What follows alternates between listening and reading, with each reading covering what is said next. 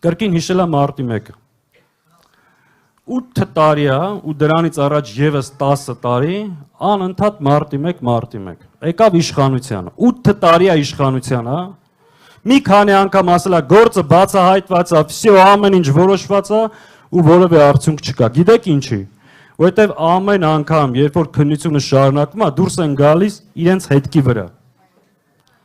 դրա համար էլ առաջընթաց չկա այդ սադրիչն ու կազմակերպիչը ինքն է եղել